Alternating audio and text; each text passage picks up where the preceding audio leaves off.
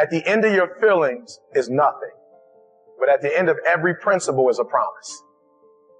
Behind your little feelings, it might not be absolutely nothing at the end of your little feelings. But behind every principle is a promise. And some of you in your life, the reason why you're not at your goal right now is you're just all about your feelings.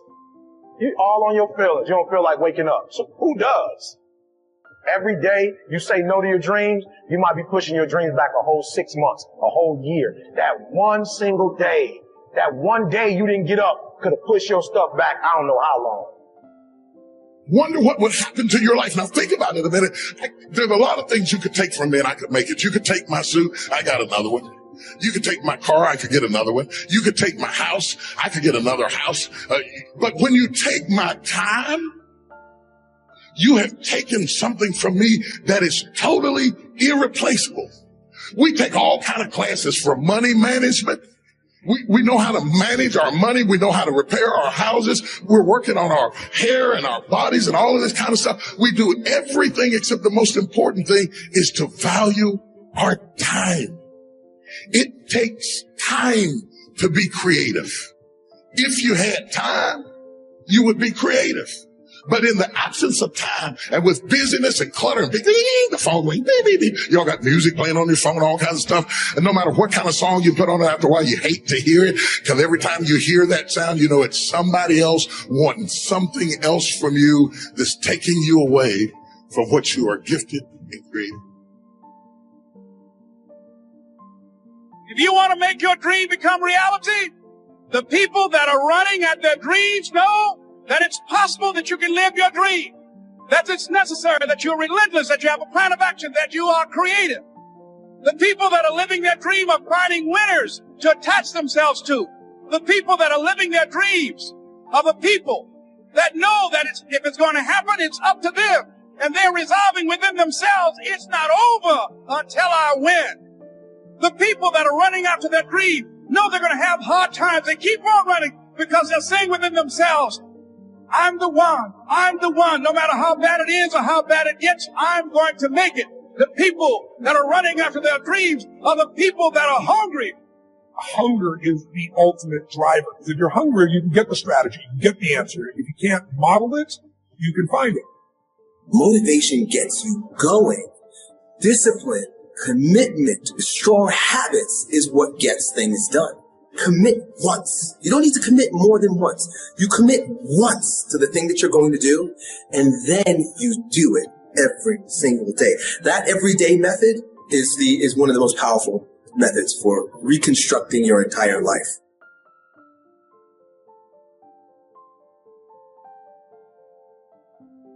When you perceive choice, you perceive motivation. You're more motivated. So the deal is, for yourself, sit back and reflect. Be mindful of the choices you have. And talk about being a success seeker rather than a failure avoider. It's all how you talk, how you communicate to yourself and to others. You just can't turn on passion. You can't just turn on the desire to execute a task. It just doesn't work that way. And honestly, that isn't even what motivate means.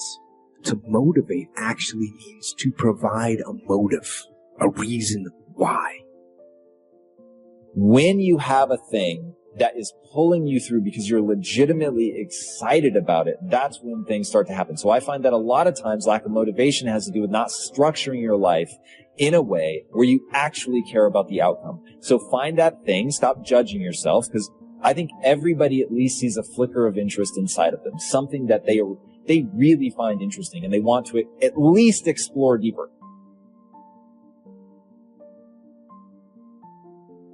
Always go to something bigger than yourself. I'm wondering if you've been defeated because you have been giving yourself wholly to something that was too small to hold you.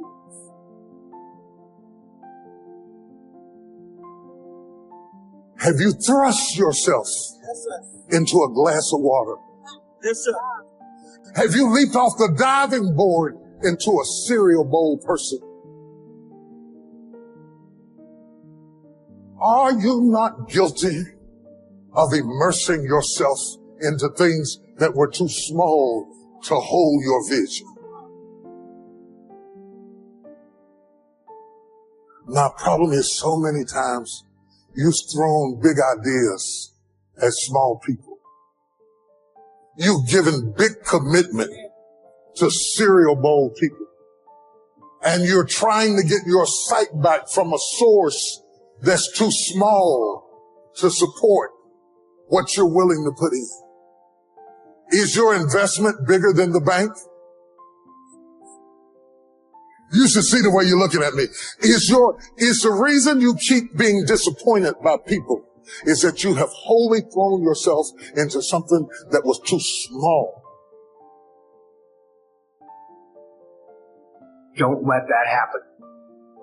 Get aggressive, be vigilant, attack, and destroy the weakness in your head.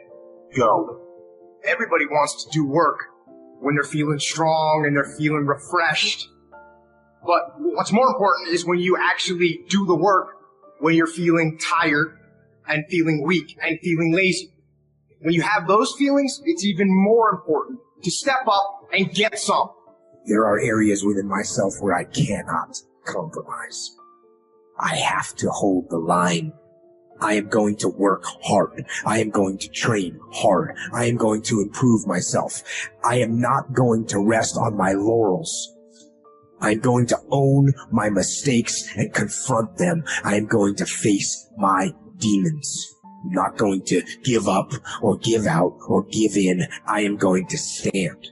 I am going to maintain my self-discipline.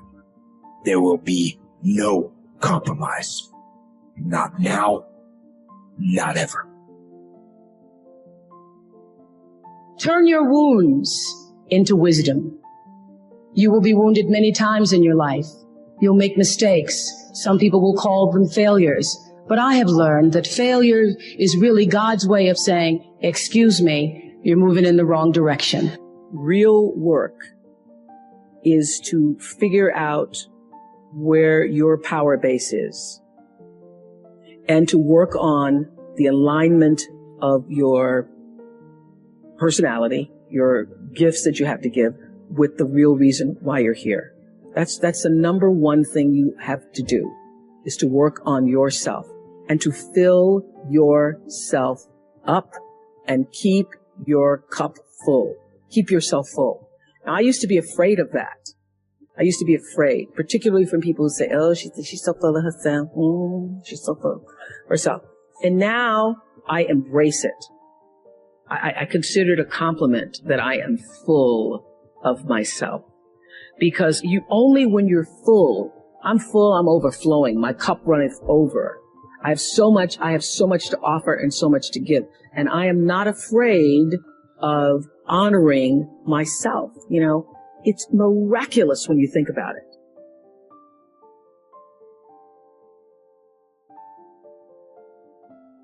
We are busier than any other generation we have seen in the last 300 to 400 years. We are so busy. We are busier than a one-arm wallpaper hanger. We're just busy. You'll get it later. Don't worry about it. It'll hit you in a minute. We are just as busy as we can be. And we think because we're busy, we're effective. But I want you to challenge your schedule for a minute and ask yourself, are you really being effective? Or is your life cluttered with all kinds of stuff that demands you and drains you and taxes you and stops you from being your highest and best self? And are you substituting busyness and all the chaos that goes along with busyness from being effective? Let me tell you, a bunch of scientists got together and they began to do some research, and they begin to determine that 80% of the things we do are busy things that we do in an area that is not effective. That the average person only spends 20% of their time doing the thing that they are really gifted at, created at, passionate about, excited to do. And the rest of it is all the dismal, dumb stuff that we all have to do in order to survive. Just crazy stuff that we're doing. Wonder what would happen if we would go from doing 80% of things that are busy but not effective and 20% of the things that are really effective if we would switch those numbers around. and only give 20% of our time to the things that we have to do and 80% of our time to the thing that we were created to do.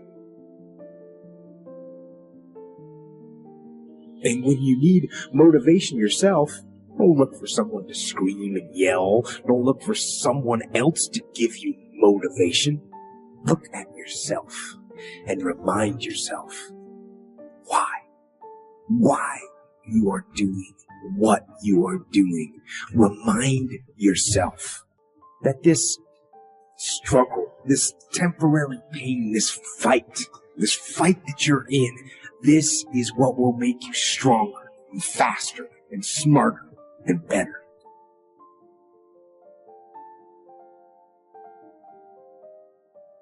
Don't be upset by the results you didn't get from the work you did not do. I don't want you to be upset. I don't want you to be angry. I want you to be like, I didn't get the result because I didn't do the work. I didn't show up on time. I didn't do what I said I was going to do. I hit the snooze button. I made an excuse. I didn't make adjustments. I'm tired of people talking about, I want to be successful. I want to be great. Look, everybody wants to be a beast. Until it's time to do what real beasts do. And let me tell you something. That means getting up early, going to bed late. That means you don't go to sleep when you're tired. You go when you're done. If you just decide, I'm going to keep my word. If I say something, I'm going to do it regardless. Being more disciplined. Find something that you can look at your life that you say, hey, I know I've got a problem in this area, being late, procrastinating, not taking care of business, being seriously not serious. I need to deal with that. I guarantee you, if you're wondering why it is that everybody else has this and that and this, and why you don't have, I guarantee you that if you take an inventory of your actions, they equal what you're getting. Period. If you do the work consistently, if you invest in yourself consistently, 10 years of motherfucking work when everybody else is partying, making excuses, doing the cool thing on the weekend, is going to pay off. Success and failure are not giant events. They don't just show up. You don't just suddenly become successful or suddenly have this cataclysmic event that makes you fail. It may look that way. But failure comes from all the little things. It's failure to make the call. It's failure to check the books. It's failure to push yourself to do things physically that you don't want to do. And all those little failures day after day come together until one day some cataclysmic event happens, you blame that. That event happened because you missed all the little stuff. And success is not some overnight event. It's all these little things. Success is having a vision. Success is really seeing it, feeling it every day for strong enough reasons. You need to have some rituals, some things you do that nobody else does, and that gives you a better life than anybody else has. It comes from delivering more than anybody can imagine. All those little things add up. People go, wow, it's true in any area of your life. All the little stuff. That's where success comes from. I don't view aggression as an outward attitude. I view aggression as an internal character trait. A fire in your mind that says, I am going to win. I'm going to fight and I'm going to battle and I'm going to use every tool I have to crush my enemy. And that's what aggression is to me. The unstoppable fighting spirit, the drive, the burning desire to achieve mission success using every possible tool, every asset, and every strategy and tactic to bring about victory. Aggression is the will to win. And if that kind of internal and relentless aggression is your default mode, then you will win. This isn't easy for anyone. There's a price for victory. And that price is hard work and early mornings and late nights and unmitigated daily discipline in all things. The battle doesn't fight itself. You are the one that has to fight. Everything is not going to always go the way you think it should go. If the world was so perfect, we wouldn't be in the positions that we are in right now. But It is not the world's fault, it is the people that's living it, and you may afraid. You, my friends, are a part of it. I am part of it, and the decisions that we make, the way we think of ourselves, the way we think of our brothers and sisters, every would love to wake up and just be happy and bubbly, but it requires some work. So I want to share with you some things from my books. Chapter 11, there is no self-made man. Now most of us want to believe that we are independent, that if we set our minds to do something, simply it can get done.